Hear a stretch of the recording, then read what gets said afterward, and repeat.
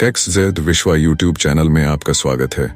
यदि आपको हमारी प्रेरणादायक और रोचक कहानियां पसंद आती हैं, तो चैनल को सब्सक्राइब करें और वीडियो को लाइक करें। आपकी यह छोटी सी पहल हमें और बेहतर सामग्री बनाने के लिए प्रेरित करती है।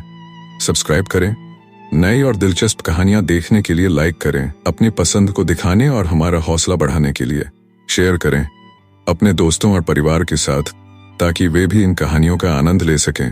घंटी का आइकन दबाएं ताकि कोई भी नई कहानी आपसे छूट न जाए। आपके समर्थन से हम और आगे बढ़ेंगे और आपको बेहतरीन सामग्री प्रदान करेंगे। जुड़े रहिए XZ विश्वा के साथ। धन्यवाद। अंधेरी रात के सन्नाटे में धसान नदी चट्टानों से टकराती हुई ऐसी सुहावनी मालूम होती थी जैसे घुमुर घुमुर करती हुई चक्कियां। नदी के दाहिने तट पर एक टीला है। उस पर एक पुराना दुर्ग बना हुआ है जिसको जंगली वृक्षों ने घेर रखा है। टीले के पूर्व की ओर छोटा सा गांव है। ये गढ़ी और गांव दोनों एक बुंदेला सरकार के कीर्ति चिन्ह हैं। शताब्दियां व्यतीत हो गईं। बुंदेलखंड में कितने ही राज्यों का उदय और अस्त हुआ। मुसलमान आए और बुंदेला राजा उठे और गिरे। कोई गांव, कोई इलाका ऐसा न था जो इन दुर्व्यवस्थाओं से पीड़ित न हो। मगर इस दुर्ग पर किसी शत्रु की विजय पताका न लहराई और इस गांव में किसी विद्रोह का भी पदार्पण न हुआ। ये उसका सौभाग्य था। अनिरुद्ध सिंह वीर राजपूत था। वह जमाना ही ऐसा था जब मनुष्य मात्र को अपने बाहुबल और पराक्रम ही का भरोसा था। एक ओर मुसलमान सेनाएं पैर जमाए खड़ी रहती थीं, दूसरी ओर बलवान राजा अपने निर्बल भाइयों का गला घूंटने पर तत्पर रहते थे। अनिरुद्ध सिंह के पास सवारों और पियादों का एक छोटा सा मगर सजीव दल था।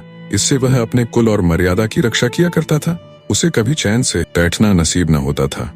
3 वर्ष पहले उसका विवाह शीतला देवी से हुआ था। मगर अनिरुद्ध विहार के दिन और विलास की रातें पहाड़ों में काटता था और शीतला उसकी जान की खैर मनाने में।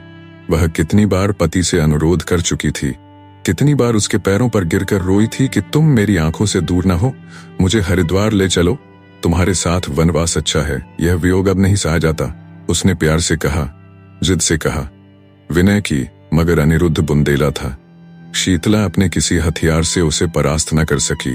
अंधेरी रात थी, सारी दुनिया सोती थी, तारे आकाश में जागते थे।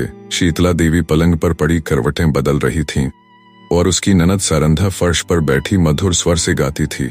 बिनु रघुवीर कटत नहीं रैन, शीतला ने कहा, जीना जलाओ, क्या तुम्हें भी नींद नहीं आती? सारंधा, तुम्हें लोरी सुना रही हूँ। शीतला, मेरी आंखों से तो नींद लोप हो गई। सारंधा किसी को ढूंढने गई होगी। इतने में द्वार खुला और एक गठे हुए बदन के रूपवान पुरुष ने भीतर प्रवेश किया। वह अनिरुद्ध था। उसके कपड़े भीगे हुए थे और बदन पर कोई हथियार न था। शीतला चारपाई से उतरकर जमीन पर बैठ गई। सारंधा ने पूछा, भैया, यह कपड़े भीगे क्यों हैं? अनिरुद्ध, नदी तैर कर आया हूं। सारंधा, हथियार क्या हुए? अनिरुद्ध, छिन गए। सारंधा, और साथ के आदमी? अनिरुद्ध, सब ने वीर गति पाई। शीतला ने दबी जबान से कहा, ईश्वर ने ही कुशल किया। मगर सारंधा के तीवरों पर बल पड़ गए और मुखमंडल गर्व से सतेज हो गया।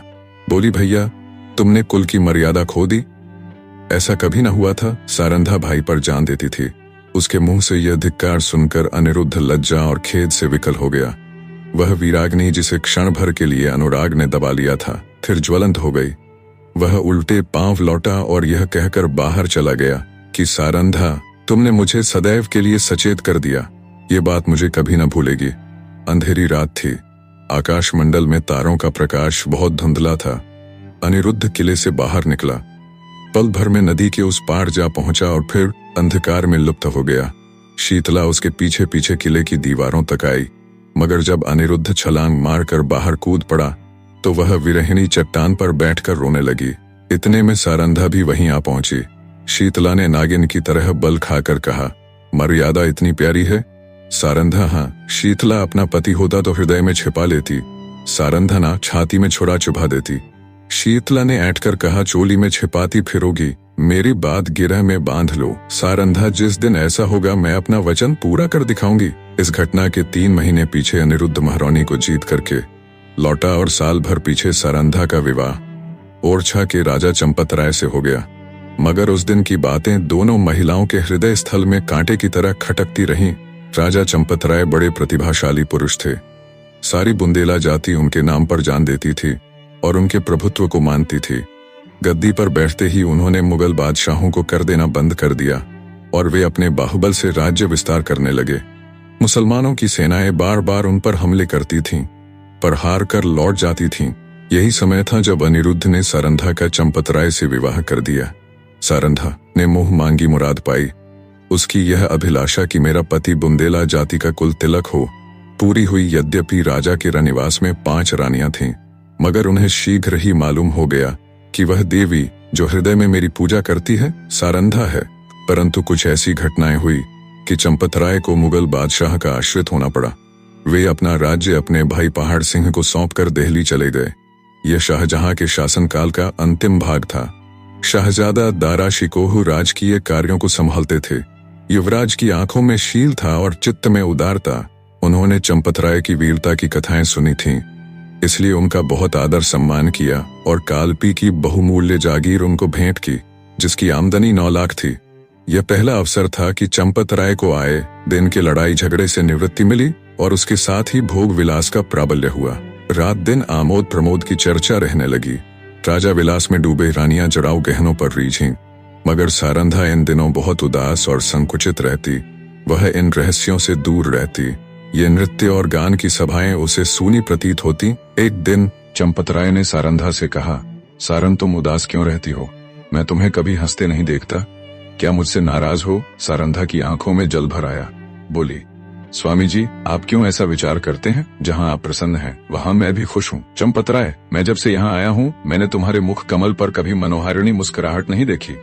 तुमने कभी अपने हाथों से मुझे बीड़ा नहीं खिलाया, कभी मेरी मांग नहीं संवारी, कभी मेरे शरीर पर शस्त्र न सजाए, कहीं प्रेम लता मुरझाने तो नहीं लगी। सारंधा प्राणनाथ, आप मुझसे ऐसी बात पूछते हैं जिसका उत्तर मेरे पास नहीं है। यथार्थ में इन दिनों मेरा चित्त कुछ उदास रहता है। मैं बहुत चाहती हूँ कि खुश रहूं, मगर बोझ सा हृदय पर धरा रहता है। ए चंपतराय स्वयं आनंद में मग्न थे, इसलिए उनके विचार में सारंधा को असंतुष्ट रहने का कोई उचित कारण नहीं हो सकता था। वे भौहें सिकोड़कर बोले, मुझे तुम्हारे उदास रहने का कोई विशेष कारण नहीं मालूम होता। और छे में कौन सा सुख था जो यहाँ नहीं है? सारंधा का चेहरा लाल हो गया। बोली, मैं कुछ कहूँ, आप नाराज तो न होंगे? चंपतराय नहीं, शौक से कहो। सारंधा, ओरछे में मैं एक राजा की रानी थी। यहाँ मैं एक जागीरदार की चेरी हूँ। ओरछे में वह थी जो अवध में कौशल्या थी। यहाँ मैं बादशाह के एक सेवक की स्त्री हूँ, जिस बादशाह के सामने आज आप आदर से सिर झुकाते हैं। वह कल तक आपके नाम से कांपता था। रानी से चेरी होकर भी प्रसन्नचित होना मेरे वश में नहीं है। आपने यह पद और ये विलास की सामग्रियां बड़े महंगे दामों मोल ली हैं। चंपतराय के नेत्रों पर से एक पर्दा सा हट गया। वे अब तक सारंधा की आत्मिक उच्चता को न जानते थे। जैसे बेमाँ बाप का बालक माँ की चर्चा सुनकर रोने लगता है, उसी तरह ओरछे की याद से चंपतराय की आंखें सजल हो गईं। उन्होंने आदर युक्त अनुराग के साथ सारंधा को हृदय से लगा लिया। आज से उन्हें फिर उसी उजड़ी बस्ती की फिक्र हुई, जहाँ से धन और कीर्ति की अभिलाषाएं खींच लाई थीं। माँ अपने खोए हुए बालक को पाकर निहाल हो जाती है। चंपतराय के आने से बुंदेलखंड निहाल हो गया। ओरछे के भाग जागे, नौबतें झड़ने लगीं और फिर सारंधा के कमल नेत्रों में जातीय अभिमान का आभास दिखाई देने लगा। यहाँ रहते रहते महीनों बीत गए। इस बीच में शाहजहां बीमार पड़ा। पहले से ईर्ष्या की अग्नि दहक रही थी। यह खबर सुनते ही ज्वाला प्रचंड हुई। संग्राम की तैयारियां होने लगीं। शाहजादा मुराद और मुहीउद्दीन अपने अपने दल सजाकर दक्षिण से चले। वर्षा के दिन थे। उर्वरा भूमि रंग बिरंगे रूप भरकर अपने सौंदर्य को दिखाती थी। मुराद और मुहीउद्दीन उमंगों से भरे हुए कदम बढ़ाते चले आ रहे थे, यहाँ तक कि वे धौलपुर के निकट चंबल के तट पर आ पहुंचे। परंतु यहाँ उन्होंने बादशाही सेना को अपने शुभागमन के निमित्त तैयार पाया। शहजादे अब बड़ी चिंता में पड़े। सामने अगम्य नदी लहरें मार रही थी। किसी योगी के त्याग के सदृश विवश होकर चंपतराय के पास संदेश भेजा कि खुदा के लिए आकर हमारी डूबती नाव को पार लगाइए। राजा ने भवन में जाकर सारंधा से पूछा, इसका क्या उत्तर दूं? सारंधा, आपको मदद करनी होगी। चंपतराय, उनकी मदद करना दार्शिकोह से वैर लेना है। सारंधा, यह सत्य है, परंतु हाथ फैलाने की मर्यादा भी तो निभानी चाहिए। चंपतराय प्रिय, तुमने सोचकर जवाब नहीं दिया। सारंधा प्राणाथ, मैं अच्छी तरह जानती हूँ कि यह मार्ग कठिन है और अब हमें अपने योद्धाओं का रक्त पानी के समान बहाना पड़ेगा, परंतु हम अपना रक्त बहाएंगे और चंबल की लहरों को लाल कर देंगे। विश्वास रखिए कि जब तक नदी की धारा बहती रहेगी वह हमारे वीरों की कीर्तिगान करती रहेगी जब तक बुंदेलों का एक भी नाम लेवा रहेगा। ये रक्त बिंदु उसके माथे पर केशर का तिलक बनकर चमकेंगे। वायुमंडल में मेघराज की सेनाएं उमड़ रही थीं। ओरछे के किले से बुंदेलों की एक काली घटा उठी और वेग के साथ चंबल की तरफ चली। प्रत्येक सिपाही वीर रस से झूम रहा था। सारंधा ने दोनों राजकुमारों को गले से लगा लिया और राजा को पान बीड़ा देकर कहा, बुंदेलों की लाज अब तुम्हारे हाथ है। आज उसका एक एक अंग मुस्कुरा रहा है और हृदय हुर्षित है। बुंदेलों की यह सेना देखकर शहजादे फूले न समाये। राजा वहां की अंगुल अंगुल भूमि से परिचित थे। उन्होंने बुंदेलों को एक तो एक आड़ में छिपा दिया और वे शहजादों की फौज को सजाकर नदी के किनारे किनारे पश्चिम की ओर चले। दाराशिकोह को भ्रम हुआ कि शत्रु किसी अन्य घाट से नदी उतरना चाहता है। उन्होंने घाट पर से मोर्चे हटा लिए। घाट में बैठे हुए बुंदेले उसी ताक में थे। बाहर निकल पड़े और उन्होंने तुरंत ही नदी में घोड़े डाल दिए। चंपतराय ने शहजादा दाराशिकोह को भुलावा देकर अपनी फौज घुमा दी और वह बुंदेलों के पीछे चलता हुआ उसे पार उतार लाया। इस कठिन चाल में 7 घंटों का विलंब हुआ, परंतु जाकर देखा तो 700 बुंदेलों की लाशें तड़प रही थीं। राजा को देखते हुए बुंदेलों की हिम्मत बंध गई। शहजादों की सेना ने भी अल्लाह अकबर की ध्वनि के साथ धावा किया। बादशाही सेना में हलचल पड़ गई। उनकी पंक्तियां छिन्न भिन्न हो गईं। हाथों हाथ लड़ाई होने लगी। यहां तक कि शाम हो गई। रणभूमि रुधिर से लाल हो गई और आकाश में अंधेरा हो गया। घमासान की मार हो रही थी। बादशाही सेना शहजादों को दबाए जाती थी। अकस्मात पश्चिम से फिर बुंदेलों की एक लहर उठी और इस वेग से बादशाही सेना की पुष्ट पर टकराई कि उसके कदम उखड़ गए। जीता हुआ मैदान हाथ से निकल गया। लोगों को कुतूहल था कि यह दैवी सहायता कहां से आई।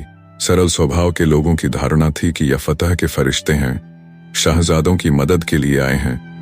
परंतु जब राजा चंपतराय निकट गए तो सारंधा ने घोड़े से उतरकर उनके पैरों पर सिर झुका दिया। राजा को असीम आनंद हुआ। यह सारंधा थी। समर भूमि का दृश्य इस समय अत्यंत दुखमय था। थोड़ी देर पहले जहां सजे हुए वीरों के दल थे, वहां बेजान लाशें तड़प रही थीं। मनुष्य ने अपने स्वार्थ के लिए अनादिकाल से ही भाइयों की हत्या की है। अब विजयी सेना लूट पर टूट पड़ी। पहले मर्द मर्दों से लड़ते थे। वह वीरता और पराक्रम का चित्र था। यह नीचता और दुर्बलता की ग्लानिप्रद तस्वीर थी। उस समय मनुष्य पशु बना हुआ था। अब वह पशु से भी बढ़ गया था। इस नोच खसोट में लोगों को बादशाही सेना के सेनापति वली बहादुर खां की लाश दिखाई दी। उसके निकट उसका घोड़ा खड़ा हुआ अपने दुम से मक्खियां उड़ा रहा था। राजा को घोड़ों का शौक था। देखते ही वह उस पर मोहित हो गया। यह ऐराकी जाति का अति सुंदर घोड़ा था। एक एक अंग सांचे में ढला हुआ, सिंह की सी छाती, चीते की सी कमर। उसका यह प्रेम और स्वामी भक्ति देखकर लोगों को बड़ा कुतूहल हुआ। राजा ने हुक्म दिया, खबरदार, इस प्रेमी पर कोई हथियार न चलाए। इसे जीता पकड़ लो। यह मेरे अस्तबल की शोभा बढ़ाएगा। जो इसे मेरे पास ले आएगा उसे धन से निहाल कर दूंगा। योद्धागण चारों ओर से लपके, परंतु किसी का साहस न होता था कि उसके निकट जा सके। कोई चुमकार रहा था, कोई फंदे में फंसाने की फिक्र में था, पर कोई उपाय सफल न होता था। वहां सिपाहियों का मेला सा लगा हुआ था। तब सारंधा अपने खेमे से निकली और निर्भय होकर घोड़े के पास चली गई। उनकी आंखों में प्रेम का प्रकाश था, छल का नहीं। घोड़े ने सिर झुका दिया। रानी ने उसकी गर्दन पर हाथ रखा और वह उसकी पीठ सहलाने लगी। घोड़े ने उसके अंचल में मुंह छिपा लिया। रानी उसकी रास पकड़कर खेमे की ओर चली। घोड़ा इस तरह चुपचाप उसके पीछे चला मानो सदैव से उसका सेवक है। पर बहुत अच्छा होता कि घोड़े ने सारंधा से भी निष्ठुरता की होती। यह सुंदर घोड़ा आगे चलकर इस राज परिवार के निमित्त जटित मृग साबित हुआ। संसार एक रण क्षेत्र है। इस मैदान में उसी सेनापति को विजय लाभ होता है जो अवसर को पहचानता है। वह अवसर पर जितने उत्साह से आगे बढ़ता है, उतने ही उत्साह से आपत्ति के समय पीछे हट जाता है। यह वीर पुरुष राष्ट्र का निर्माता होता है और इतिहास उसके नाम पर यश के फूलों की वर्षा करता है। पर इस मैदान में कभी कभी ऐसे सिपाही भी जाते हैं जो अवसर पर कदम बढ़ाना जानते हैं, लेकिन संकट में पीछे हटाना नहीं जानते। ये रणवीर पुरुष विजय को नीति की भेंट कर देते हैं। वे अपनी सेना का नाम मिटा देंगे, परंतु जहां एक बार पहुंच गए हैं वहां से कदम पीछे न हटाएंगे। उनमें कोई विरला ही संसार क्षेत्र में विजय प्राप्त करता है, किंतु प्रायः उसकी हार विजय से भी अधिक गौरवात्मक होती है। अगर अनुभवशील सेनापति राष्ट्रों की नींव डालता है तो आन पर जान देने वाला, मुंह न मोड़ने वाला सिपाही राष्ट्र के भावों को उच्च करता है और उसके हृदय पर नैतिक गौरव को अंकित कर देता है।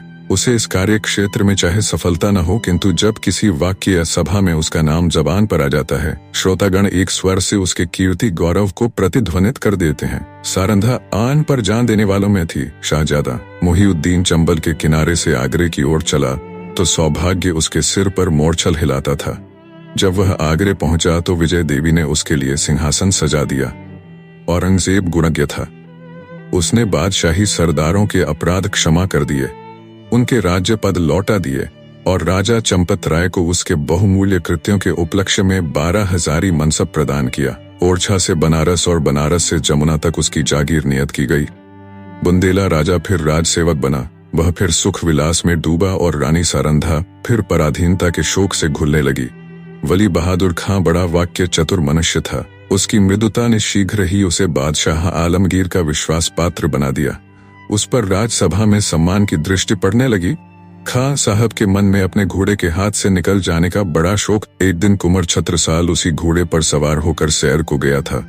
वह खां साहब के महल की तरफ जा निकला। वली बहादुर ऐसे ही अवसर की ताक में था। उसने तुरंत अपने सेवकों को इशारा किया। राजकुमार अकेला क्या करता? पांव पांव घर आया और उसने सारंधा से जब समाचार बयान किया, रानी का चेहरा तमतना गया। बोली, मुझे इसका शोक नहीं कि घोड़ा हाथ से गया, शोक इसका है कि तू उसे खोकर जीता क्यों लौटा। क्या तेरे शरीर में बुंदेलों का रक्त नहीं है? घोड़ा न मिलता न सही, किंतु तुझे दिखा देना चाहिए था कि एक बुंदेला बालक से उसका घोड़ा छीन लेना हंसी नहीं है। यह कहकर उसने अपने 25 योद्धाओं को तैयार होने की आज्ञा दी। स्वयं अस्त्र धारण किया और योद्धाओं के साथ वली बहादुर खां के निवास स्थान पर जा पहुंची। खां साहब उसी घोड़े पर सवार होकर दरबार चले गए थे। सारंधा दरबार की तरफ चली और एक क्षण में किसी वेगवती नदी के सदृश बादशाही दरबार के सामने पहुंची। यह कैफियत देखते ही दरबार में हलचल मच गई। अधिकारी वर्ग इधर उधर से आकर जमा हो गए। आलमगीर भी सहन में निकल आए। लोग अपनी अपनी तलवारें संभालने लगे और चारों तरफ शोर मच गया। कितने ही नेत्रों ने इसी दरबार में अमर सिंह की तलवार की चमक देखी थी। उन्हें वही घटना फिर याद आ गई। सारंधा ने उच्च स्वर से कहा, खां साहब, बड़ी लज्जा की बात है। आपने वही वीरता जो चंबल के तट पर दिखानी चाहिए थी, आज एक अबोध बालक के सम्मुख दिखाई है। क्या यह उचित था कि आप उससे घोड़ा छीन लेते? वली बहादुर खां की आंखों से अग्नि ज्वाला निकल रही थी। वे कड़ी आवाज से बोले, किसी गैर की क्या मजाल है कि मेरी चीज अपने काम में लाए। रानी, वह आपकी चीज नहीं मेरी है। मैंने उसे रणभूमि में पाया है और उस पर मेरा अधिकार है। क्या रणनीति की इतनी मोटी बात भी आप नहीं जानते? खां साहब, वह घोड़ा मैं नहीं दे सकता। उसके बदले में सारा अस्तबल आपकी नजर है। रानी, मैं अपना घोड़ा लूंगी। खां साहब, मैं उसके बराबर जवाहरात दे सकता हूं, परंतु घोड़ा नहीं दे सकता। रानी, तो फिर इसका निश्चय तलवार से हो गया। बुंदेला योद्धाओं ने तलवारें सौंत लीं और निकट था कि दरबार की भूमि रक्त से प्लावित हो जाए। बादशाह आलमगीर ने बीच में आकर कहा, रानी साहिबा, आप सिपाहियों को रोकें, घोड़ा आपको मिल जाएगा, परंतु इसका मूल्य बहुत देना पड़ेगा।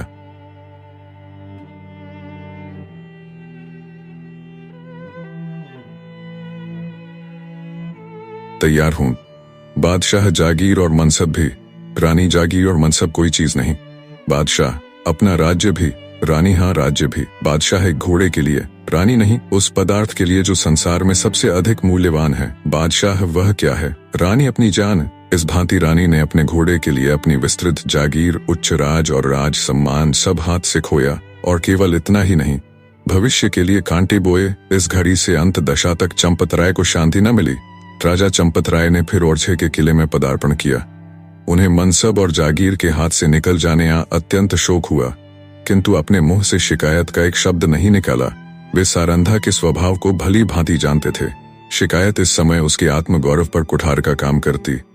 कुछ दिन यहाँ शांतिपूर्वक व्यतीत हुए, लेकिन बादशाह सारंधा की कठोर बात भूला न था। वह क्षमा करना जानता ही न था। ज्यों ही भाइयों की ओर से निश्चिंत हुआ, उसने एक बड़ी सेना चंपत राय का गर्व चूर्ण करने के लिए भेजी और 22 अनुभवशील सरदार इस मुहिम पर नियुक्त किए। शुभकरण बुंदेला बादशाह का सूबेदार था। वह चंपत राय का बचपन का मित्र और सहपाठी था। उसने चंपत राय को परास्त करने का बीड़ा उठाया और भी कितने ही बुंदेला सरदार राजा से विमुख होकर बादशाही सूबेदार से आ मिले। एक घोर संग्राम हुआ। भाइयों की तलवारें रक्त से लाल हुईं। यद्यपि इस समर में राजा को विजय प्राप्त हुई, लेकिन उसकी शक्ति सदा के लिए क्षीण हो गई। निकटवर्ती बुंदेला राजा, जो चंपतराय के बाहुबल थे, बादशाह के कृपाकांक्षी बन बैठे। साथियों में कुछ तो काम आए, कुछ दगा कर गए। यहाँ तक कि निज संबंधियों ने भी आंखें चुरा लीं। परंतु इन कठिनाइयों में भी चंपतराय ने हिम्मत नहीं हारी, धीरज को न छोड़ा। उन्होंने ओरछा छोड़ दिया और वे 3 वर्ष तक बुंदेलखंड के सघन पर्वतों पर छिपे फिरते रहे। बादशाही सेनाएं शिकारी जानवरों की भांति सारे देश में मंडरा रही थीं। आए दिन राजा का किसी न किसी से सामना हो जाता था। सारंधा सदैव उनके साथ रहती और उनका साहस बढ़ाया करती। बड़ी बड़ी आपत्तियों में जबकि धैर्य लुप्त हो जाता और आशा साथ छोड़ देती, आत्मरक्षा का धर्म उसे संभाले रहता है। 3 साल के बाद अंत में बादशाह के सूबेदारों ने आलमगीर को सूचना दी कि इस शेर का शिकार आपके सिवाय और किसी से न होगा। उत्तर आया कि सेना को हटा लो और घेरा उठा लो। राजा ने समझा संकट से निवृत्ति हुई, पर वह बात शीघ्र ही भ्रमात्मक सिद्ध हो गई। 3 सप्ताह से बादशाही सेना ने ओरछा घेर रखा है। जिस तरह कठोर वचन हृदय को छेद डालते हैं, उसी तरह तोपों के गोलों ने दीवारों को छेद डाला है। किले में 20,000 आदमी घिरे हुए हैं, लेकिन उनमें से आधे से अधिक स्त्रियां और उनसे कुछ ही कम बालक हैं। मर्दों की संख्या दिनों दिन न्यून होती जाती है। आने जाने के मार्ग चारों तरफ से बंद हैं, हवा का भी गुजर नहीं। रसद का सामान बहुत कम रह गया है। स्त्रियां, पुरुषों और बालकों को जीवित रखने के लिए आप उपवास करती हैं। लोग बहुत हताश हो रहे हैं। औरतें सूर्य नारायण की और हाथ उठा उठा कर शत्रु को कोसती हैं। बालकवृंद मारे क्रोध के दीवार की आड़ से उन पर पत्थर फेंकते हैं, जो मुश्किल से दीवार के उस पार जा पाते हैं। राजा चंपतराय स्वयं ज्वर से पीड़ित हैं। उन्होंने कई दिन से चारपाई नहीं छोड़ी।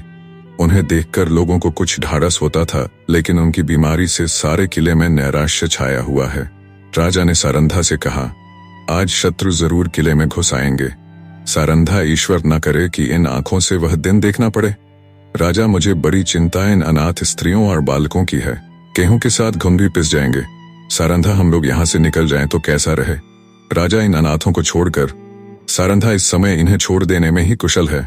हम न होंगे तो शत्रु इन पर कुछ दया ही करेंगे। राजा, नहीं, यह लोग मुझसे न छोड़े जाएंगे। मर्दों ने अपनी जान हमारी सेवा में अर्पण कर दी है। उनकी स्त्रियों और बच्चों को मैं कदापि नहीं छोड़ सकता।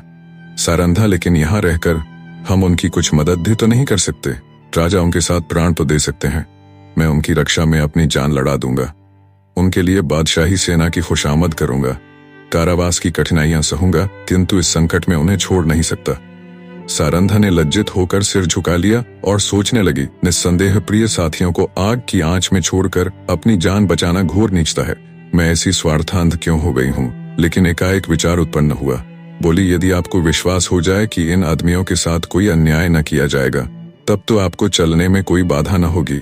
राजा सोचकर, कौन विश्वास दिलाएगा? सारंधा, बादशाह के सेनापति का प्रतिज्ञा पत्र। राजा, हाँ, तब मैं सानंद चलूंगा। सारंधा विचार सागर में डूबी। बादशाह के सेनापति से क्यों कर यह प्रतिज्ञा कराऊं? कौन यह प्रस्ताव लेकर वहां जाएगा और निर्दयी ऐसी प्रतिज्ञा करने ही क्यों लगे? उन्हें तो अपनी विजय की पूरी आशा है। मेरे यहाँ ऐसा नीति कुशल वाक्पटु चतुर कौन है जो इस दुस्तर कार्य को सिद्ध करे? छत्रसाल चाहे तो कर सकता है, उसमें ये सब गुण मौजूद हैं। इस तरह मन में निश्चय करके रानी ने छत्रसाल को बुलाया। यह उसके चारों पुत्रों में बुद्धिमान और साहसी था। रानी उसे सबसे अधिक प्यार करती थी। जब छत्रसाल ने आकर रानी को प्रणाम किया तो उनके कमल नेत्र सजल हो गए और हृदय से दीर्घ निःश्वास निकल गया। छत्रसाल, माता, मेरे लिए क्या आज्ञा है? रानी, आज लड़ाई का क्या ढंग है? छत्रसाल, हमारे 50 योद्धा अब तक काम आ चुके हैं। रानी, बुंदेलों की लाज अब ईश्वर के हाथ है। छत्रसाल, हम आज रात को छापा मारेंगे। रानी ने संक्षेप में अपना प्रस्ताव छत्रसाल के सामने उपस्थित किया और कहा, यह काम किसे सौंपा जाए? छत्रसाल, मुझको। तुम इसे पूरा कर दिखाओगे? हाँ, मुझे पूर्ण विश्वास है। अच्छा, जाओ, परमात्मा तुम्हारा मनोरथ पूरा करे। छत्रसाल जब चला तो रानी ने उसे हृदय से लगा लिया और तब आकाश की ओर दोनों हाथ उठाकर कहा, दयानिधि, मैंने अपना तरुण और होनहार पुत्र बुंदेलों की आन के आगे भेंट कर दिया। अब इस आन को निभाना तुम्हारा काम है। मैंने बड़ी मूल्यवान वस्तु अर्पित की है, इसे स्वीकार करो। दूसरे दिन प्रातः काल सारंधा स्नान करके थाल में पूजा की सामग्री लिए मंदिर को चली। उसका चेहरा पीला पड़ गया था और आंखों तले अंधेरा छाया जाता था। वह मंदिर के द्वार पर पहुंची थी कि उसके थाल में बाहर से आकर एक तीर गिरा। तीर की नोक पर एक कागज का पुर्जा लिपटा हुआ था। सारंधा ने थाल मंदिर के चबूतरे पर रख दिया और पुर्जे को खोल कर देखा तो आनंद से चेहरा खिल गया। लेकिन यह आनंद क्षण भर का था। हाय, इस पुर्जे के लिए मैंने अपना प्रिय पुत्र हाथ से खो दिया है। कागज के टुकड़े को इतने महंगे दामों किसने लिया होगा। मंदिर से लौटकर सारंधा राजा चंपतराय के पास गई और बोली, प्राणनाथ, आपने जो वचन दिया था उसे पूरा कीजिए। राजा ने चौंक कर पूछा, तुमने अपना वादा पूरा कर दिया? रानी ने वह प्रतिज्ञा पत्र राजा को दे दिया। चंपतराय ने उसे गौर से देखा, फिर बोले, अब मैं चलूंगा और ईश्वर ने चाहा तो एक बार फिर शत्रुओं की खबर लूंगा। लेकिन सारन, सच बताओ, इस पत्र के लिए क्या देना पड़ा है? रानी ने कुंठित स्वर से कहा, बहुत कुछ। राजा, सुनो। रानी, एक जवान पुत्र। राजा को बाण सा लग गया। पूछा, कौन? अंगदराय। रानी, नहीं, राजा रतन शाह। रानी, नहीं, राजा छत्रसाल। रानी, हाँ, जैसे कोई पक्षी गोली खाकर परों को फड़फड़ाता है और तब बेदम होकर गिर पड़ता है, उसी भांति चंपतराय पलंग से उछले और फिर अचेत होकर गिर पड़े। छत्रसाल उनका परम प्रिय पुत्र था। उनके भविष्य की सारी कामनाएं उसी पर अवलंबित थीं। जब चेत हुआ तब बोले, सारन, तुमने बुरा किया, अंधेरी रात थी। रानी सारंधा घोड़े पर सवार चंपतराय को पालकी में बैठाए किले के गुप्त मार्ग से निकली जाती थी। आज से बहुत काल पहले एक दिन ऐसी ही अंधेरी दुखमयी रात्रि थी। तब सारंधा ने शीतला देवी को कुछ कठोर वचन कहे थे। शीतला देवी ने उस समय जो भविष्यवाणी की थी वह आज पूरी हुई। क्या सारंधा ने उसका जो उत्तर दिया था वह भी पूरा होकर रहेगा? मध्याह्न था। सूर्य नारायण सिर पर आकर अग्नि की वर्षा कर रहे थे।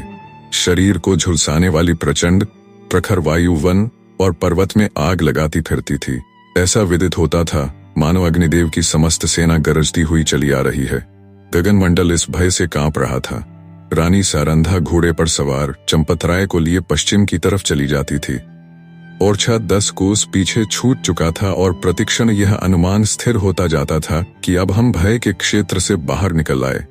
राजा पालकी में अचेत पड़े हुए थे और कहार पसीने में सराबोर थे। पालकी के पीछे 5 सवार घोड़ा बढ़ाए चले आते थे। प्यास के मारे सबका बुरा हाल था। तालू सूखा जाता था। किसी वृक्ष की छां और कुएं की तलाश में आंखें चारों ओर दौड़ रही थीं। अचानक सारंधा ने पीछे की तरफ फिर कर देखा तो उसे सवारों का एक दल आता हुआ दिखाई दिया। उसका माथा ठनका कि कुशल नहीं है, यह लोग अवश्य हमारे शत्रु हैं। फिर विचार हुआ कि शायद मेरे राजकुमार अपने आदमियों को लिए सहायता को आ रहे हैं। नैराश्य में भी आशा साथ नहीं छोड़ती। कई मिनट तक वह इसी आशा और भय की अवस्था में रही, यहाँ तक कि वह दल निकट आ गया और सिपाहियों के वस्त्र साफ नजर आने लगे। रानी ने एक ठंडी सांस ली। उसका शरीर तृणवत कांपने लगा। ये बादशाही सेना के लोग थे। सारंधा ने कहारों से कहा, डोली रोक लो। बुंदेला सिपाहियों ने भी तलवारें खींच लीं। राजा की अवस्था बहुत शोचनीय थी, किंतु जैसे दबी हुई आग हवा लगते ही प्रदीप्त हो जाती है, उसी प्रकार इस संकट का ज्ञान होते ही जर्जर शरीर में वीरात्मा चमक उठी। वे पालकी का पर्दा उठाकर बाहर निकल आए। धनुष बाण हाथ में ले लिया, किंतु वह धनुष जो उनके हाथ में इंद्र का वज्र बन जाता था, इस समय जरा भी न झुका। सिर में चक्कर आया, पैर थर्राए और वे धरती पर गिर पड़े। भावी अमंगल की सूचना मिल गई। उस पंख रहित पक्षी के सदृश जो सांप को अपनी तरफ आते देखकर ऊपर को उचकता और फिर गिर पड़ता है। राजा चंपतराय फिर संभल उठे और फिर गिर पड़े। सारंधा ने उन्हें संभाल कर बैठाया और रोकर बोलने की चेष्टा की, परंतु मुंह से केवल इतना निकला, प्राणनाथ। इसके आगे मुंह से एक शब्द भी न निकल सका। आन पर मरने वाली सारंधा इस समय साधारण स्त्रियों की भांति शक्तिहीन हो गई। लेकिन एक अंश तक यह निर्बलता स्त्री जाति की शोभा है। चंपतराय बोले, सारन देखो, हमारा एक वीर जमीन पर गिरा। शोक जिस आपत्ति में यावत जीवन डरता रहा, उसने इस अंतिम समय में आ घेरा। मेरी आंखों के सामने शत्रु तुम्हारे कोमल शरीर में हाथ लगाएंगे और मैं जगह से हिल भी न सकूंगा। हाय, मृत्यु तू कब आएगी? ये कहते कहते उन्हें एक विचार आया। तलवार की तरफ हाथ बढ़ाया, मगर हाथों में दम न था। तब सारंधा से बोले, प्रिय, तुमने कितने ही अवसरों पर मेरी आन निभाई है। इतना सुनते ही सारंधा के मुरझाए हुए मुख पर लाली दौड़ गई आंसू सूख गए इस आशा में कि मैं पति के कुछ काम आ सकती हूँ। उसके हृदय में बल का संचार कर दिया। वह राजा की ओर विश्वासोत्पादक भाव से देखकर बोली, ईश्वर ने चाहा तो मरते दम तक निभाऊंगी। रानी ने समझा, राजा मुझे प्राण देने का संकेत कर रहे हैं। चंपतराय, तुमने मेरी बात कभी नहीं टाली। सारंधा मरते दम तक न टालूंगी। राजा, यह मेरी अंतिम याचना है, इसे अस्वीकार न करना। सारंधा ने तलवार को निकालकर अपने वक्षस्थल पर रख लिया और कहा, यह आपकी आज्ञा नहीं है। मेरी हार्दिक अभिलाषा है कि मरूं तो यह मस्तक आपके पद कमलों पर हो। चंपतराय, तुमने मेरा मतलब नहीं समझा। क्या तुम मुझे इसलिए शत्रुओं के हाथ में छोड़ जाओगी कि मैं बेड़ियां पहने हुए दिल्ली की गलियों में निंदा का पात्र बनूं? रानी ने जिज्ञासा की दृष्टि से राजा को देखा। वह उनका मतलब न समझी। राजा, मैं तुमसे एक वरदान मांगता हूं। रानी, सहर्ष मांगिए। राजा, यह मेरी अंतिम प्रार्थना है। जो कुछ कहूंगा करोगी? रानी, सिर के बल करूंगी। राजा, देखो, तुमने वचन दिया है, इनकार न करना। रानी कांपकर, आपके कहने की देर है। राजा, अपनी तलवार मेरी छाती में चुभा दो। रानी के हृदय पर वज्रघात सा हो गया। बोली, जीवननाथ, इसके आगे वह और कुछ न बोल सकी। आंखों में नैराश्य छा गया। राजा, मैं बेड़ियां पहनने के लिए जीवित रहना नहीं चाहता। रानी, मुझसे यह कैसे होगा? पांचवा और अंतिम सिपाही धरती पर गिरा। राजा ने झुंझलाकर कहा, इसी जीवन पर आन निभाने का गर्व था। बादशाह के सिपाही राजा की तरफ लपके। राजा ने नैराश्यपूर्ण भाव से रानी की ओर देखा।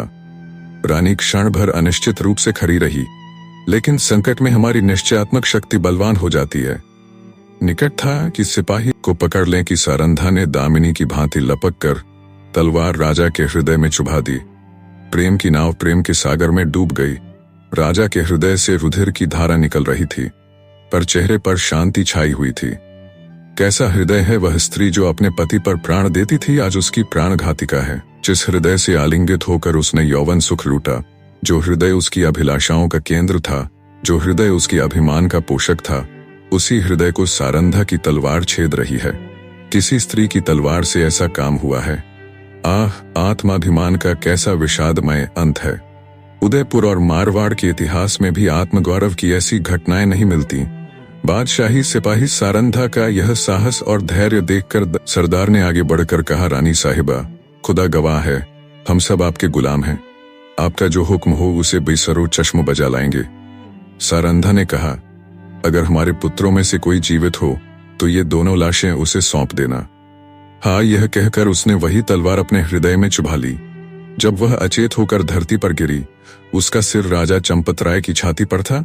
डेनी माधव सिंह गौरीपुर गांव के जमींदार और नंबरदार थे। उनके पितामह किसी समय बड़े धन धान्य संपन्न थे। गांव का पक्का तालाब और मंदिर, जिनकी अब मरम्मत भी मुश्किल थी, उन्हीं के कीर्ति स्तंभ थे। कहते हैं, इस दरवाजे पर हाथी झूमता था, अब उसकी जगह एक बूढ़ी भैंस थी, जिसके शरीर में अस्थिपंजर के सिवा और कुछ न रहा था, पर दूध शायद बहुत देती थी, क्योंकि एक न एक आदमी हांडी लिए उसके सिर पर सवार ही रहता। बेनी माधव सिंह अपनी आधी से अधिक संपत्ति वकीलों को भेंट कर चुके थे। उनकी वर्तमान आय 1000 रुपये वार्षिक से अधिक न थी। ठाकुर साहब के 2 बेटे थे। बड़े का नाम श्रीकंठ सिंह था। उसने बहुत दिनों के परिश्रम और उद्योग के बाद BA की डिग्री प्राप्त की थी। अब एक दफ्तर में नौकर था। छोटा लड़का लाल बिहारी सिंह दोहरे बदन का सजीला जीवान था, भरा हुआ मुखड़ा, चौड़ी छाती, भैंस का 2 सेर ताजा दूध वह उठकर सवेरे पी जाता था। श्रीकंठ सिंह की दशा बिल्कुल विपरीत थी। इन नेत्र प्रिय गुणों को उन्होंने BA इन्हीं 2 अक्षरों पर न्यौछावर कर दिया था। इन 2 अक्षरों ने उनके शरीर को निर्बल और चेहरे को कांतिहीन बना दिया था। इसी से वैद्य ग्रंथों पर उनका विशेष प्रेम था। आयुर्वेदिक औषधियों पर उनका अधिक विश्वास था। शाम सवेरे उनके कमरे से प्रायः खरल की सुरीली कर्णमधुर ध्वनि सुनाई दिया करती थी। लाहौर और कलकत्ते के वैद्यों से बड़ी लिखा पढ़ी रहती थी। श्रीकंठ इस अंग्रेजी डिग्री के अधिपति होने पर भी अंग्रेजी सामाजिक प्रथाओं के विशेष प्रेमी न थे, बल्कि वह बहुधा बड़े जोर से उसकी निंदा और तिरस्कार किया करते थे। इसी से गांव में उनका बड़ा सम्मान था। दशहरे के दिनों में वह बड़े उत्साह से रामलीला में सम्मिलित होते और स्वयं किसी न किसी पात्र का पाठ लेते थे। गौरीपुर में रामलीला के वही जन्मदाता थे। प्राचीन हिंदू सभ्यता का गुणगान उनकी धार्मिकता का प्रधान अंग था। सम्मिलित कुटुंब के तो वह एकमात्र उपासक थे। आजकल स्त्रियों को कुटुंब में मिलजुल कर रहने की जो अरुचि होती है, उसे वह जाति और देश दोनों के लिए हानिकारक समझते थे। यही कारण था कि गांव की लल्लाएं उनकी निंदक थीं। कोई कोई तो उन्हें अपना शत्रु समझने में भी संकोच न करती थीं। स्वयं उनकी पत्नी को ही इस विषय में उनसे विरोध था। यह इसलिए नहीं कि उसे अपने सास ससुर देवर या जेठ आदि से घृणा थी, बल्कि उसका विचार था कि यदि बहुत कुछ सहने और तरह देने पर भी परिवार के साथ निर्वाह न हो सके तो आए दिन की कलह से जीवन को नष्ट करने की अपेक्षा यही उत्तम है कि अपनी खिचड़ी अलग पकाई जाए। आनंदी एक बड़े उच्च कुल की लड़की थी। उसके बाप एक छोटी सी रियासत के ताल्लुकेदार थे। विशाल भवन, एक हाथी, 3 कुत्ते, बाज, बहरी शिकरे, झाड़ फानूस, आनरी मजिस्ट्रेटी और ऋण, जो एक प्रतिष्ठित ताल्लुकेदार के भोग्य पदार्थ हैं, सभी यहाँ विद्यमान थे। नाम था भूप सिंह। बड़े उदार चित्त और प्रतिभाशाली पुरुष थे, पर दुर्भाग्य से लड़का एक भी न था। 7 लड़कियां हुईं और दैवयोग से सब की सब जीवित रहीं। पहली उमंग में तो उन्होंने 3 ब्याह दिल खोल कर किए, पर 15-20 हजार रुपयों का कर्ज सिर पर हो गया तो आंखें खुली, हाथ समेट लिया। आनंदी चौथी लड़की थी। वह अपनी सब बहनों से अधिक रूपवती और गुणवती थी। इससे ठाकुर भूप सिंह उसे बहुत प्यार करते थे। सुंदर संतान को कदाचित उसके माता पिता भी अधिक चाहते हैं। ठाकुर साहब बड़े धर्म संकट में थे कि इसका विवाह कहाँ करें। न तो यही चाहते थे कि ऋण का बोझ बढ़े और न यही स्वीकार था कि उसे अपने को भाग्यहीन समझना पड़े। एक दिन श्रीकंठ उनके पास किसी चंदे का रुपया मांगने आए। शायद नागरी प्रचार का चंदा था। भूप सिंह उनके स्वभाव पर रीझ गए और धूमधाम से श्रीकंठ सिंह का आनंदी के साथ ब्याह हो गया। आनंदी अपने नए घर में आई तो यहाँ का रंग ढंग कुछ और ही देखा। जिस टीम टाम की उसे बचपन से ही आदत पड़ी हुई थी, वह यहाँ नाम मात्र को भी न थी। हाथी घोड़ों का तो कहना ही क्या, कोई सजी हुई सुंदर बहली तक न थी। रेशमी स्लीपर साथ लाई थी, पर यहाँ बाग कहाँ, मकान में खिड़कियां तक न थी, न जमीन पर फर्श, न दीवार पर तस्वीरें। ये एक सीधा सादा देहाती गृहस्थ का मकान था, किंतु आनंदी ने थोड़े ही दिनों में अपने को इस नई अवस्था में ऐसा अनुकूल बना लिया मानो उसने विलास के सामान कभी देखे ही न थे। एक दिन दोपहर के समय लाल बिहारी सिंह 2 चिड़िया लिए हुए आया और भाव से बोला, जल्दी से पका दो, मुझे भूख लगी है। आनंदी भोजन बनाकर उसकी राह देख रही थी। अब वह नया व्यंजन बनाने बैठी। हांडी में देखा तो घी पाव भर से अधिक न था। बड़े घर की बेटी, किफायत क्या जाने। उसने सब घी मांस में डाल दिया। लाल बिहारी खाने बैठा तो दाल में घी न था। बोला, दाल में घी न था। बोला, दाल में घी सब मांस में पड़ गया। लाल बिहारी जोर से बोला, अभी परसों भी आया है, इतना जल्द उठ गया। आनंदी ने उत्तर दिया, आज तो कुल पाव भर रहा होगा, वह सब मैंने मांस में डाल दिया। जिस तरह सूखी लकड़ी जल्दी से जल उठती है, उसी तरह क्षुधा से बावला मनुष्य जरा सी बात पर तिनक जाता है। लाल बिहारी को भावस की यह ढिठाई बहुत बुरी मालूम हुई। तिनक कर बोला, मैके में तो चाहे घी की नदी बहती हो, स्त्री गालियां सह लेती है, मार भी सह लेती है, पर मैके की निंदा उनसे नहीं सही जाती। आनंदी मुंह फेर कर बोली, हाथी मरा भी तो 9 लाख का, वहां इतना घी नित्य नाई कहर खा जाते हैं। लाल बिहारी जल गया, थाली उठाकर पलट दी और बोला, जी चाहता है जीभ पकड़कर खींच लूं। आनंदी को भी क्रोध आ गया, मुंह लाल हो गया। बोली, वह होते तो आज इसका मजा चखाते। अब अपड़ उजड़ ठाकुर से न रहा गया। उसकी स्त्री एक साधारण जमींदार की बेटी थी। जब जी चाहता उस पर हाथ साफ कर लिया करता था। खड़ाऊ उठाकर आनंदी की ओर जोर से फेंकी और बोला, जिसके गुमान पर भूली हुई हो उसे भी देखूंगा और तुम्हें भी। आनंदी ने हाथ से खड़ाऊ रोकी, सिर बच गया, पर उंगली में बड़ी चोट आई।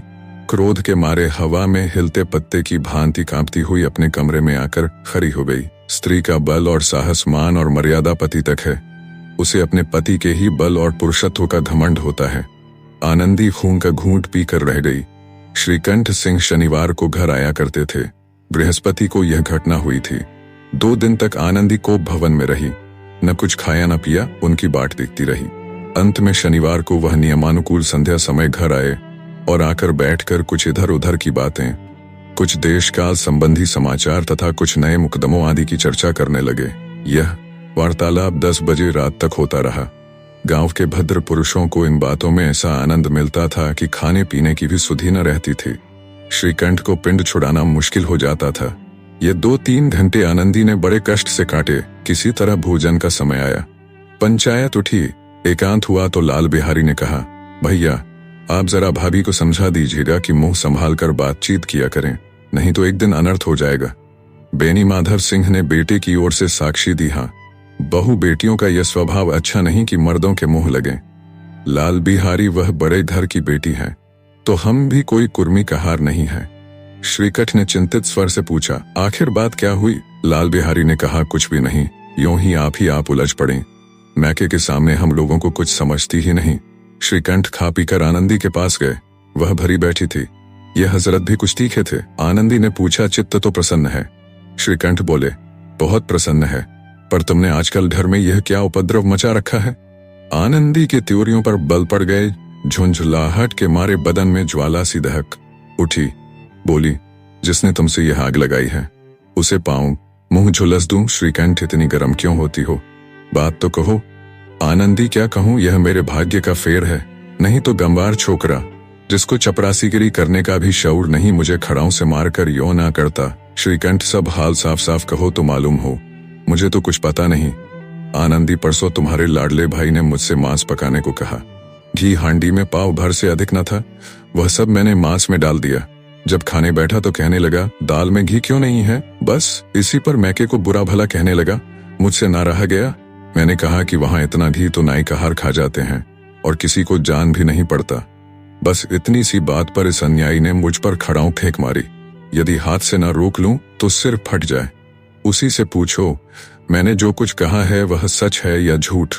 श्रीकंठ की आंखें लाल हो गईं। बोले, यहां तक हो गया इस छोकरे का यह साहस? आनंदी स्त्रियों के स्वभावानुसार रोने लगी, क्योंकि आंसू उनकी पलकों पर रहते हैं। श्रीकंठ बड़े धैर्यवान और शांत पुरुष थे। उन्हें कदाचित ही कभी क्रोध आता था। स्त्रियों के आंसू पुरुष की क्रोधाग्नि भड़काने में तेल का काम देते हैं। रात भर करवटें बदलते रहे, उद्विग्नता के कारण पलक तक नहीं झपकी। प्रातःकाल अपने बाप के पास जाकर बोले, दादा, अब इस घर में मेरा निबाह न होगा। इस तरह की विद्रोहपूर्ण बातें कहने पर श्रीकंठ ने कितनी ही बार अपने कई मित्रों को आड़े हाथों लिया था, परंतु दुर्भाग्य, आज उन्हें स्वयं वे ही बातें अपने मुंह से कहनी पड़ी। दूसरों को उपदेश देना भी कितना सहज है। बेनी माधव सिंह घबरा उठे और बोले, क्यों? श्रीकंठ, इसलिए कि मुझे भी अपनी मान प्रतिष्ठा का कुछ विचार है। आपके घर में अब अन्याय और हठ का प्रकोप हो रहा है। जिनको बड़ों का आदर सम्मान करना चाहिए वे उनके सिर चढ़ते हैं। मैं दूसरे का नौकर ठहरा घर पर रहता नहीं। यहाँ मेरे पीछे स्त्रियों पर खड़ाऊं और जूतों की बौछारें होती हैं। करी बात तक चिंता नहीं, कोई एक की दो कह ले, वहां तक मैं सह सकता हूं, किंतु यह कदापि नहीं हो सकता कि मेरे ऊपर लात घूम से पड़े और मैं दम न मारूं। बेनी माधव सिंह कुछ जवाब न दे सके। श्रीकंठ सदैव उनका आदर करते थे। उनके ऐसे तेवर देखकर एक बूढ़ा ठाकुर अवाक रह गया। केवल इतना ही बोला, बेटा, तुम बुद्धिमान होकर ऐसी बातें करते हो? स्त्रियां इस तरह घर का नाश कर देती हैं। उनको बहुत सिर चढ़ाना अच्छा नहीं। श्रीकंठ, इतना मैं जानता हूं, आपके आशीर्वाद से ऐसा मूर्ख नहीं हूं। आप स्वयं जानते हैं कि मेरे ही समझाने बुझाने से इसी गांव में कई घर संभल गए। पर जिस स्त्री की मान प्रतिष्ठा का ईश्वर के दरबार में उत्तरदाता हूं, उसके प्रति ऐसा घोर अन्याय और पशुवत व्यवहार मुझे असह्य है। आप सच मानिए, मेरे लिए यही कुछ कम नहीं है कि लाल बिहारी को कुछ दंड नहीं देता। अब बेनी माधव सिंह भी दरमाए, ऐसी बातें और न सुन सके। बोले, लाल बिहारी तुम्हारा भाई है, उससे जब कभी भूल चूक हो उसके कान पकड़ो। लेकिन श्रीकंठ जी नहीं, उसकी क्रूरता और अविवेक के कारण दोनों कुछ देर चुप रहे। ठाकुर साहब लड़के का क्रोध शांत करना चाहते थे, लेकिन यह नहीं स्वीकार करना चाहते थे कि लाल बिहारी ने कोई अनुचित काम किया है। इसी बीच में गांव के और कई सज्जन हुक्के चिलम के बहाने वहां आ बैठे। कई स्त्रियों ने जब यह सुना कि श्रीकंठ पत्नी के पीछे पिता से लड़ने को तैयार हैं, तो उन्हें बड़ा हर्ष हुआ। दोनों पक्षों की मधुर वाणियां सुनने के लिए उनकी आत्माएं तिलमिलाने लगीं। गांव में कुछ ऐसे कुटिल मनुष्य भी थे जो इस कुल की नीतिपूर्ण गति पर मन ही मन जलते थे। वह कहा करते थे, श्रीकंठ अपने बाप से दबता है इसलिए वह दब्बू है, उसने विद्या पढ़ी इसलिए वह किताबों का कीड़ा है। बेनी माधव सिंह उसकी सलाह के बिना कोई काम नहीं करते, यह उनकी मूर्खता है। इन महानुभावों की शुभकामनाएं आज पूरी होती दिखाई दी। कोई हुक्का पीने के बहाने और कोई लगान की रसीद दिखाने आकर बैठ गया। बेनी माधव सिंह पुराने आदमी थे, इन भावों को ताड़ गए। उन्होंने निश्चय किया, चाहे कुछ क्यों न हो, इन द्रोहियों को ताली बजाने का अवसर न दूंगा। तुरंत कोमल, शब्दों में बोले, बेटा मैं तुमसे बाहर नहीं हूं, तुम्हारा जो जी चाहे करो। अब तो लड़के से अपराध हो गया। इलाहाबाद का अनुभव रहित झल्लाया हुआ ग्रेजुएट इस बात को न समझ सका। उसे डिबेटिंग क्लब में अपनी बात पर अड़ने की आदत थी, इन हथकंडों की उसे क्या खबर। बाप ने जिस मतलब से बात पलटी थी वह उसकी समझ में न आया। बोला, लाल बिहारी के साथ अब इस घर में नहीं रह सकता। बेनी माधव, बेटा बुद्धिमान लोग मूर्खे की बात पर ध्यान नहीं देते। वह बेसमझ लड़का है, उससे जो कुछ भूल हुई उसे तुम बड़े होकर क्षमा करो। श्रीकंठ, उसकी इस दुष्टता को मैं कदापि नहीं सह सकता। या तो वही घर में रहेगा या मैं ही। आपको यदि वह अधिक प्यारा है तो मुझे विदा कीजिए, मैं अपना भार आप संभाल लूंगा। यदि मुझे रखना चाहते हैं तो उससे कहिए जहां चाहे चला जाए। बस यह मेरा अंतिम निश्चय है। लाल बिहारी सिंह दरवाजे की चौखट पर चुपचाप खड़ा बड़े भाई की बातें सुन रहा था। वह उनका बहुत आदर करता था। उसे कभी इतना साहस न हुआ था कि श्रीकंठ के सामने चारपाई पर बैठ जाए, हुक्का पी ले या पान खा ले। बाप का भी वह इतना मान न करता था। श्रीकंठ का भी उस पर हार्दिक स्नेह था। अपने होश में उन्होंने कभी उसे घुड़का तक न था। जब वह इलाहाबाद से आते तो उसके लिए कोई न कोई वस्तु अवश्य लाते। मुकद्दर की जोड़ी उन्होंने ही बनवा दी थी। पिछले साल जब उसने अपने से ड्योढ़े जवान को नागपंचमी के दिन दंगल में पछाड़ दिया तो उन्होंने पुलकित होकर अखाड़े में ही जाकर उसे गले से लगा लिया था। 5 रुपए के पैसे लुटाए थे। ऐसे भाई के मुंह से आज ऐसी हृदय विदारक बात सुनकर लाल बिहारी को बड़ी ग्लानि हुई। वह फूट फूट कर रोने लगा। इसमें संदेह नहीं कि अपने किए पर पछता रहा था। भाई के आने से एक दिन पहले से उसकी छाती धड़कती थी कि देखूं भैया क्या कहते हैं। मैं उनके सम्मुख कैसे जाऊंगा, उनसे कैसे बोलूंगा, मेरी आंखें उनके सामने कैसे उठेंगी। उसने समझा था कि भैया मुझे बुलाकर समझा देंगे। इस आशा के विपरीत आज उसने उन्हें निर्दयता की मूर्ति बने हुए पाया। वह मूर्ख था, परंतु उसका मन कहता था कि भैया मेरे साथ अन्याय कर रहे हैं। यदि श्रीकंठ उसे अकेले में बुलाकर 2-4 बातें कह देते, इतना ही नहीं 2-4 तमाचे भी लगा देते तो कदाचित उसे इतना दुहक न होता। पर भाई का यह कहना कि अब मैं इसकी सूरत नहीं देखना चाहता, लाल बिहारी से सहा न गया। वह रोता हुआ घर आया। कोठरी में जाकर कपड़े पहने, आंखें पोंछी जिससे कोई यह न समझे कि रोता था। तब आनंदी के द्वार पर आकर बोला, भाभी, भैया ने निश्चय किया है कि वह मेरे साथ इस घर में न रहेंगे। अब वह मेरा मुंह नहीं देखना चाहते, इसलिए अब मैं जाता हूँ, उन्हें फिर मुंह न दिखाऊंगा। मुझसे जो कुछ अपराध हुआ उसे क्षमा करना। यह कहते कहते लाल बिहारी का गला भर गया।